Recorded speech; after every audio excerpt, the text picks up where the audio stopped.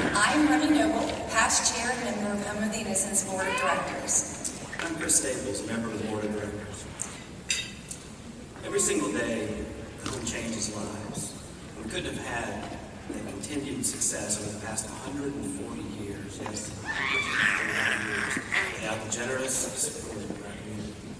As you've seen this morning, our services reach a wide array of needs across our state. You've learned about the medically complex children who are uplifted by living in the Kosair Charities Pediatric Convalescent Center. You've met the Peach family and learned about TLC foster care and adoption, where we provide loving homes to children until they can reunite with their families or find their forever homes.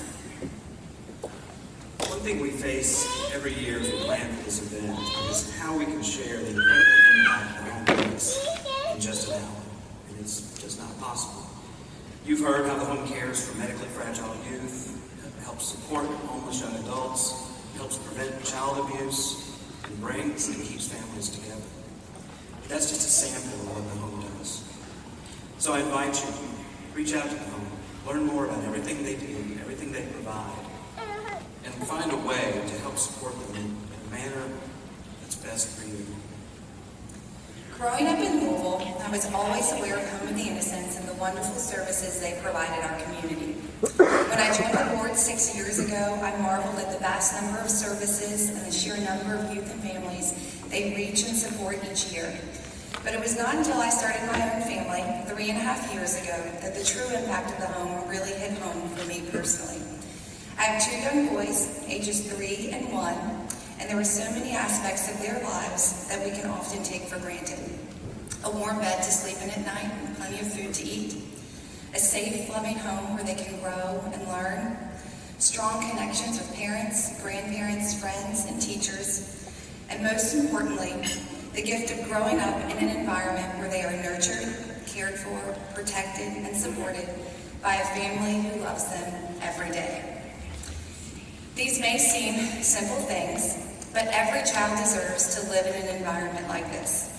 The reality is, unfortunately, many children in our community live their lives without many or all of these things that our children and we can often take for granted.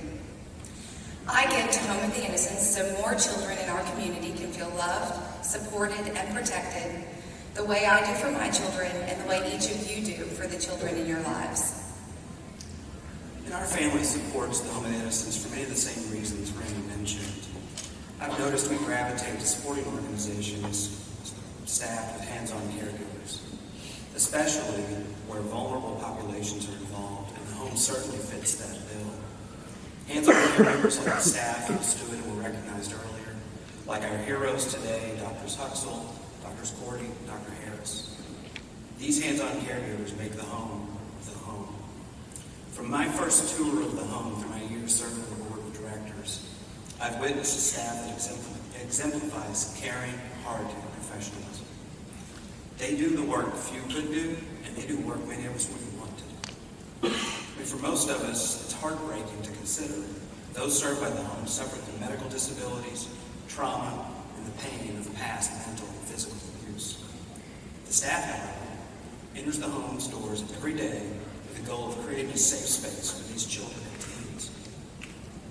They work to create a stable, caring environment, which is a relief for the families, the residents of the KCPCC. They serve as a source of hope and opportunity for the young residents who otherwise might have neither. I'm proud to support the work these professionals do for the hope for those served by the home. The donation you make today impacts the lives of the children and the families of tomorrow.